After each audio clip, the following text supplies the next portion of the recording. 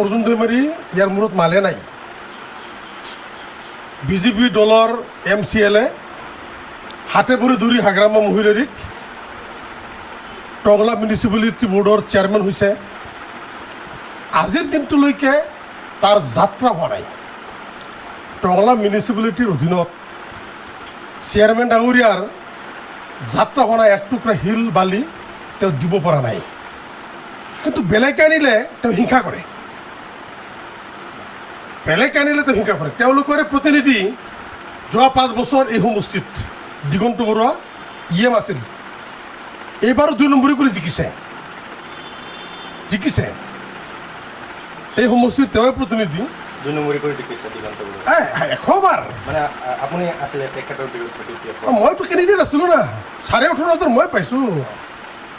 মানে গোটেই দিন গোটেই ৰাতি পিছদিনাখন DC SP মন্ত্ৰী MP গোটেই ব্যৱহাৰ কৰিহে জিকিছে।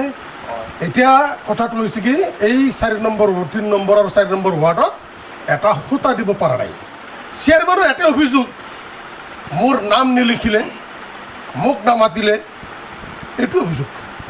আৰু সেইটো কাৰণে তেওঁ মাজে সময়ে ইয়াতে মানে তেওঁৰ ৱাৰ্ড কমিশ্যনাৰক পঠাব, তেওঁ আহিব, তেওঁৰ মানুহ আহিব আৰু নানান ধৰণৰ ৰাজনীতিক কৰাৰ কথাবিলাক কৈ থাকে। মোৰ কথাটো আজি 15 বছৰে টংলা নগৰৰ 3 নম্বৰ ৱাৰ্ডত এক টুকুৰা শিল বালি পৰা নাছিল। মই EM হৈ থাকোঁতে 1 কোটি টকাৰে আমাৰ বাবুপাৰাৰ পৰা হস্পিটেললৈ যোৱা ৰাস্তা তেতিয়া মই নিৰ্মাণ কৰা। পৰৱৰ্তী সময়ত 2টা টাৰ্ম বিজেপিয়ে জিকিছে, এটা সূতা দিব পোৱা নাই। তেওঁলোকে ভোটৰ ৰাজনীতি কৰে, মিছাতে মানুহবিলাকক প্ৰলোভন দিয়ে আৰু এইবিলাক কৰি ৰাইজক বিভ্ৰান্তি কৰে। অৰ্জুন দৈমাৰীয়ে তেওঁক ফাউণ্ডেশ্যনত নামাতাৰ কাৰণে তেওঁহঁতে JCB পঠাই JCBখন তাতে ৰাখি নালা খান্দিব বিচাৰোঁতে ঠায়ে ঠায়ে তেওঁ ভাঙিছে। মই 100জনতকৈ অধিক ৰাইজক লৈ তাত উপস্থিত আছোঁ। ৰাইজক লৈ আলোচনা কৰি যিটো কোদালেৰে কৰিব পৰা কাম, ইয়াত টাউন কমিটিৰ পইচা নাই। মই নিজে ব্যক্তিগতভাৱে ৰাইজক মই কথা দিছিলোঁ যে পইচা মই দিম, আপোনালোকে লেবাৰ লগাই এইটো চাফা কৰক।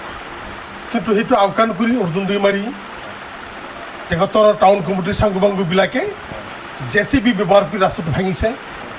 টাউন কমিটিৰ চেয়াৰমেনে কাৰোবাক জেলত ভৰাই দিম, কোনোবা ৰাজনীতি ব্যক্তি জড়িত তুলুঙা মন্তব্য কৰি দায় সাৰিব বিচাৰিছে।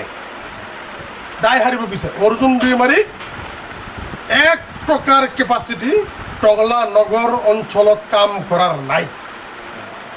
মোক জোকাই নল'ব।